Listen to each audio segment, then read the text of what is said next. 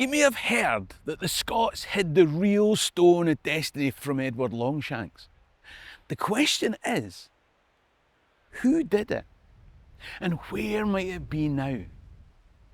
If you're interested in the people, places and events in Scottish history, then click the subscribe button at the bottom right of the screen and give a thumbs up at the end to let YouTube know if you enjoyed this video. In the meantime, let me tell you a story. In a recent video, I told you about a fabulous book that I read called The Mysterious Case of the Stone of Destiny. It's a whodunit about the events of 1296 when Edward Longshanks invaded Scotland, starting 40 years of warfare and stealing our most iconic symbol of nationhood, the Stone of Destiny.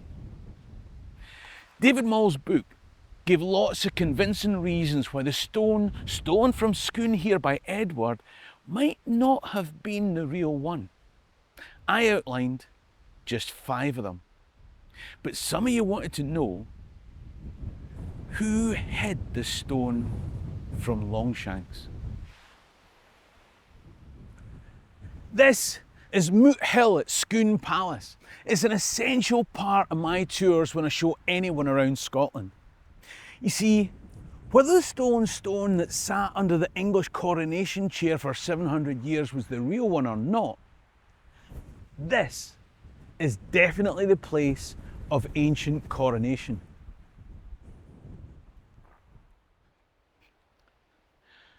So who hid the Stone of Scone from Edward? David Mall's historical whodunit starts by establishing all the potential suspects. And to be fair, that list isn't as big as you might think. This is the height of feudalism in Scotland. It wasn't going to be some serf that got a bit gallus after a few drams on a Saturday night. Gallus, it means, well, if you know, you know. The point is, whoever took the stone had to have the authority to do it. And when I say authority, I don't mean force.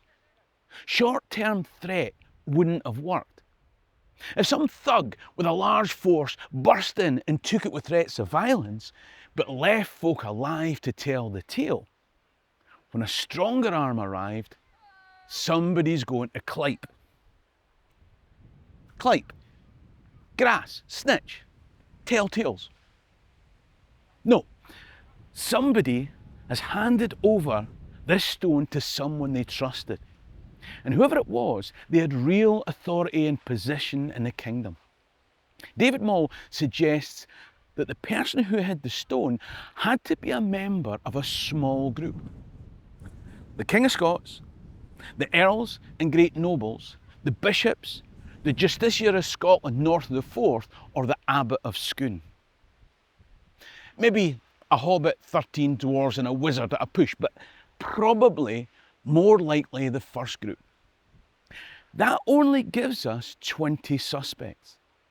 And the list that David Mall gives us are John Balliol, King of Scots, Gilbert de Umfreville, Earl of Angus, John of Strathbogie, Earl of Atholl, John Cummin, Earl of Buchan, John, Earl of Caithness, Robert Bruce, Earl of Carrick, Patrick, Earl of Dunbar, Duncan Macduff, Earl of Fife, Malcolm, Earl of Lennox, Donald, Earl of Mar, Alexander, Earl of Menteith, William, Earl of Ross, Malaise, Earl of Strathearn, William, Earl of Sutherland, Alexander MacDougall, Lord of Argyll, John Cummin, Lord of Badenoch and Lochaber, William Fraser, Bishop of St Andrews, Robert Wishart, Bishop of Glasgow, Thomas, Abbot of Scone, and Andrew Murray, Justiciar of Scotia. Now, just before we dig a little bit deeper, I said that this is one of the key places I bring people when I take them on tours of Scotland. And I'm bringing an intimate group of up to 25 guests in April 2025. You could be one of them. As well as this hallowed space, you'll see where Scotland was born. You'll walk Hadrian's Wall and the Isle of Skye, from prehistoric sites to our greatest castles, from stunning Glencoe to gloomy Culloden. but I'll cheer you up halfway through with a comedy show and send you off with a ceilidh to finish. Meals, hotels, entry fees are included in an all-encompassing package. If you want to find out more about this never to be forgotten experience, then click the link top right or the one in the description below, or email alexis@scotlandhistorytours.co.uk. Okay, so we've got 20 names on our list of possible suspects, but some of them just couldn't have done it. Anyone who hid the stone had to do it between Longshanks winning the Battle of Dunbar on the 27th of April 1296 and stealing the Stone of Scone on August the 8th, 1296. Let's take, for example, the Justiciar of Scotia. Now, that probably doesn't mean much to you, but you will have heard of Andrew de Murray. You know, the guy who, in conjunction with William Wallace, led Scottish forces to defeat the English at Stirling Bridge. In fact, de Murray was probably the brains behind the operation. Murray had been at the Battle of Dunbar when Longshanks first invaded. He was captured there along with his father, Andrew de Murray the Elder. And it was that Daddy de Murray who was the Justiciar of Scotia at the time of Edward's invasion. The Justiciar of Scotia, who was locked up for ransom in the Tower of London between the 27th of April and the 8th of August 1296. So that brings our list of potential stone hiders down to 19. There are other people who we know couldn't have done it because they were recorded in some other location short of the Tower of London. In fact, if you take all the folks on the list who had alibis because they couldn't have been near Scone here, that brings the list down quite a bit. Now, in every investigation, the suspect has to have a motive. And there are some of that group of 20 who just don't have a motive. For example, Gilbert de Umfreville, Earl of Angus. Now, you might ask, why has he got such a silly name? I say, he was English. His dad had married into the Angus earldom. The de Umfrevilles were a Northumberland family, Geordies, who'd been burned out by Scots a few months before. Umfreville was with Edward at the Battle of Falkirk, and he continued his support for the English until he died in 1307. He didn't really have a motive. But there were other, more famous names who didn't have a motive either.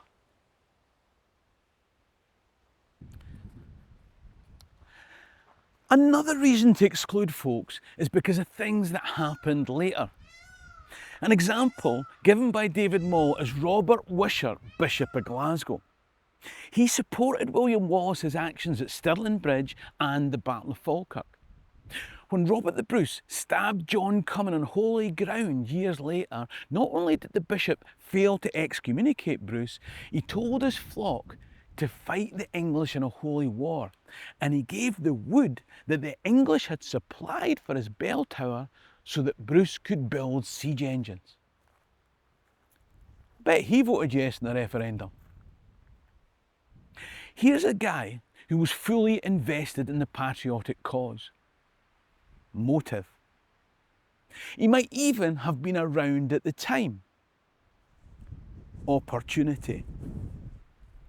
But here's the thing. Wishart was at Robert the Bruce's coronation here in 1306.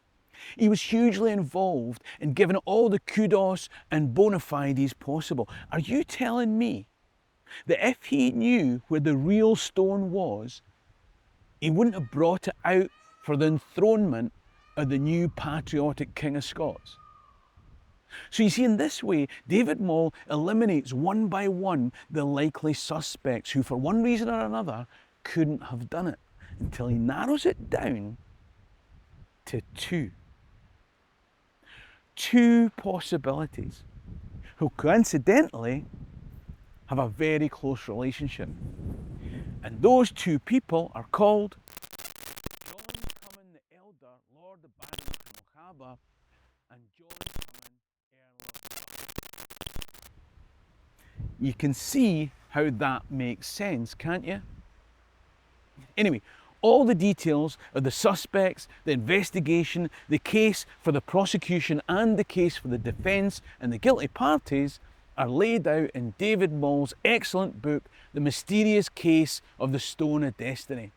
Now, don't buy it from Amazon, as the writer makes hee-haw and Jeff Bezos gets all the money. If I gave you my Amazon affiliate link, I'd also make some money. But I'd much rather that you buy the book from the publisher Tippermuir Books. Full disclosure, the guy who runs it is a mate of mine, but buy it because it's a really interesting book. So much so that I didn't want to spoil the ending for you.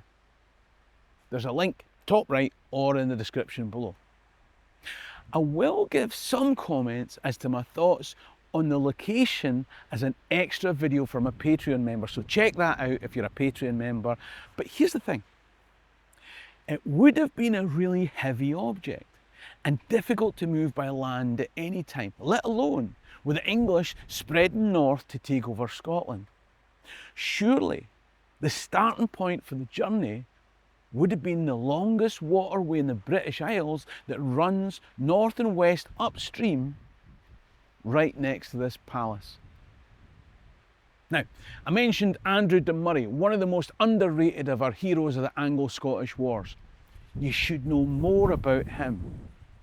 The good news is, I made a video. Just click the link coming up on screen now. Support the channel by clicking top right to become a Patreon member, or buy me a coffee in the description below. In the meantime, ha mi an dóchas go mé lá life. Cheery and Rast.